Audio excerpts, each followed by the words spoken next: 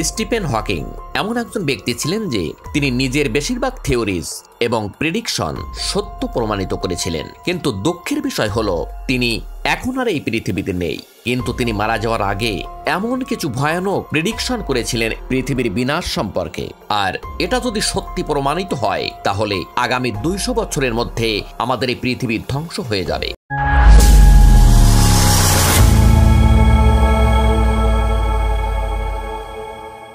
Dot facts বাংলার নতুন ভিডিওতে আপনাদের সবাইকে স্বাগত জানাই। বন্ধুরা, স্টিফেন হকিংকে এমন একটি ভয়ানক রোগে আক্রমণ করে, এই রোগটি সাধারণত 50 বছরের উপরের বয়সের লোকদেরই ধরা পড়ে, আর এই রোগটি যে ব্যক্তির মধ্যে ধরা পড়ে তার মৃত্যু দিয়েই শেষ হয়। ডাক্তাররা যখন স্টিফেনকে এই কথাটি বললেন তখন স্টিফেনের পায়ের নিচে থেকে মাটি যেন সরে গেল, সে আর বড় জোর 2 বছর বাঁচবে। কিন্তু স্টিফেন ডাক্তারের এই কথাকে ভুল প্রমাণিত করে 55 বছর বেঁচেছিলেন। 1963 সালে মাত্র 21 বছর বয়সে হকিং এর দেহে ধীর গতিতে অগ্রসরমান এক প্রকার চেষ্টি ও স্নায়ুকোষ রোগের প্রারম্ভিক জীবনকালীন সূত্রপাত নির্ণয় করা হয়, যে রোগের নাম পেশি ক্ষয়কারী পার্শ্বিক কঠিন রোগ। রোগটির কারণে হকিং পরবর্তী দশকগুলিতে ধীরে ধীরে ক্রমাগত পক্ষাঘাতগ্রস্ত হয়ে পড়েন। তবুও বহু বছর যাবৎ তিনি তার গবেষণা কার্যক্রম সাফল্যের সঙ্গে চালিয়ে যান। এক পর্যায়ে তিনি বাকশক্তি হারিয়ে ফেলেন। পরেও তিনি এক ধরনের ভাষা উৎপাদনকারী যন্ত্রের সাহায্যে অন্যদের সাথে যোগাযোগ করতেন, প্রথমে হাতে রাখা একটি সুইচের মাধ্যমে এবং শেষ পর্যন্ত গালের সাহায্যে কম্পিউটারটি পরিচালনা করতেন, আর কম্পিউটার সেটা শব্দে পরিণত করে তার ভাবনাকে লোকের সামনে প্রকাশ করত। তার এই রোগকে সে কখনো দুর্বলতা মনে করেনি, যদিও সে না পারত খেতে, চলতে, ফিরতে বা কথা বলতে, কিন্তু বেঁচে থাকার জন্য তার লড়াইটা সহজ ছিল না। একটি টিউবের মাধ্যমে তাকে খাবার দেওয়া হতো, আর একটা টিউবের মাধ্যমে শ্বাস প্রশ্বাস নিত। স্টিফেন হকিং এর শরীরের প্রায় সব অঙ্গ প্রত্যঙ্গই কাজ করা বন্ধ করে দিয়েছিল, কিন্তু এমন একটা জিনিস এনার কাছে ছিল যেটা সাধারণ মানুষের চেয়ে অনেকটাই শক্তিশালী। স্টিফেন হকিং এর ব্রেন ছিল খুবই এক্সট্রা অর্ডিনারি, আর সেই কারণেই তিনি সাধারণ মানুষের তুলনায় তার ব্রেনকে বেশি করে কাজে লাগাতে পেরেছিলেন। স্টিফেন হকিং এর ব্রেনের আইকিউ লেভেল ছিল 160, যেখানে একজন সাধারণ মানুষের আইকিউ লেভেল হয় 85 থেকে 115। হুইল চেয়ারে বসেই তিনি 8টি বই পাবলিশ করেন এবং আলবার্ট আইনস্টাইনের পরেই ইনি পৃথিবীতে দ্বিতীয় বড় বৈজ্ঞানিক হিসাবে ইউনিভার্সের এমন কিছু সত্যতা মানুষের সামনে তুলে ধরেছিলেন যা মানব জগৎকে হতভম্ব করে দিয়েছিল। স্টিফেন হকিং মানুষের সামনে এমন কিছু থিওরি প্রকাশ করেছিলেন যা একদমই সত্য প্রমাণিত হয়েছে, যার মধ্যে সবচেয়ে বড় উদাহরণ ব্ল্যাক হোল, যেখানে এনার থিওরিগুলি সারা পৃথিবীর বৈজ্ঞানিককে হতভম্ব করে দিয়েছিল। অন্যদিকে স্টিফেন হকিং এমনও কিছু প্রেডিকশন করেছিলেন যেগুলি শুনে গোটা বিশ্ব আতঙ্কে রয়েছে। এই প্রেডিকশনগুলির মধ্যে তিনি এটাও বলেছেন যে এই পৃথিবী কখন এবং কিভাবে ধ্বংস হবে। তো বন্ধুরা, চলুন জেনে নেওয়া যাক স্টিফেন হকিং এর সেই প্রেডিকশনগুলি। স্টিফেন হকিং বলেছিলেন, পৃথিবীর জন্য সবচেয়ে বড় বিপদ মহাশূন্য থেকে আসা কোনো কিছু নয়, বরং এই পৃথিবীর জন্য সবচেয়ে বড় বিপদ হলো এই মানব জাতি।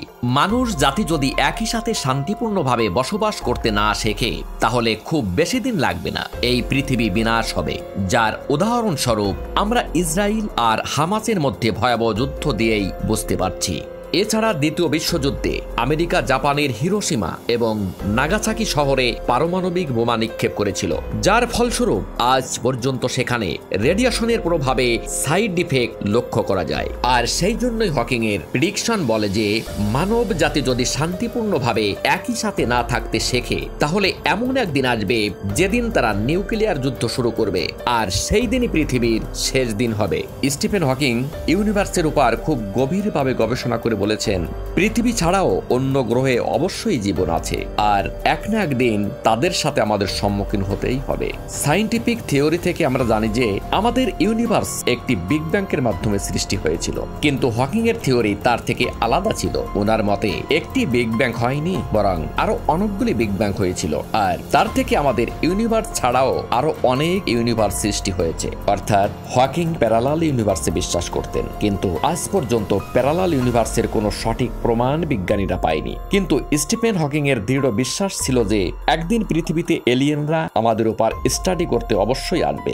2018 সালে স্টিফেন হকিং এর তার মৃত্যুর 2 সপ্তাহ আগে একের অধিক ইউনিভার্সের সত্যতা প্রমাণ করার জন্য তিনি ফাইনাল রিসার্চ পেপার পাবলিশ করেছিলেন, যার নাম ছিল এ smooth exit from eternal inflation.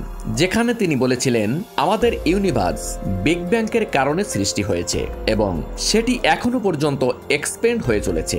আর এমন এক সময় আসবে যখন ইউনিভার্সের এক্সপেন্ড করার জন্য এনার্জি কম পড়ে যাবে।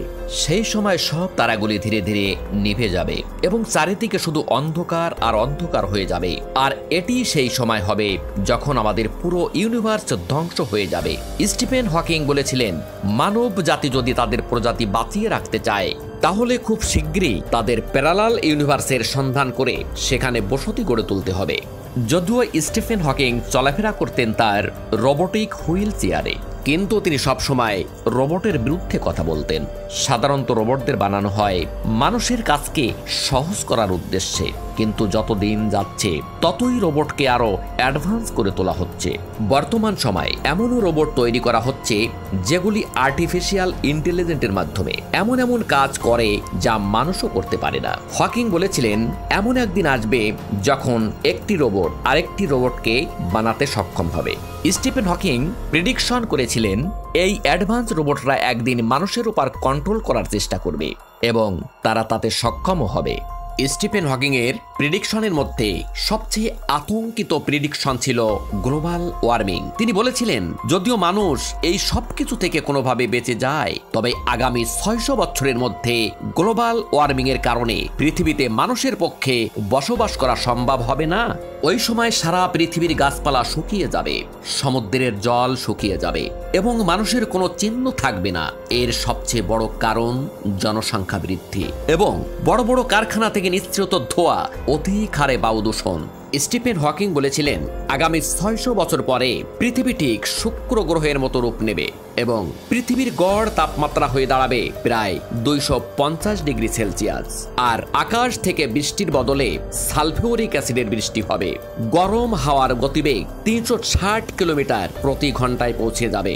বন্ধুরা, স্টিফেন হকিংকে যেমন ডাক্তাররা 2 বছরের সময় দিয়েছিল, কিন্তু স্টিফেন হকিং নিজের চেষ্টায়, নিজের আত্মবিশ্বাসে 55 বছর বেঁচেছিলেন। তেমন আমরা সবাই মিলে যদি একটু চেষ্টা করি তাহলে এই পৃথিবীটাকে আরো সুন্দর করতে পারবো। বন্ধুরা, কেমন লাগলো ভিডিওটি ভালো লাগলে বন্ধুদের মাঝে অবশ্যই শেয়ার করে দেবেন এবং একটি লাইক করবেন। ভালো থাকবেন সবাই। দেখা হচ্ছে আগামী ভিডিওতে।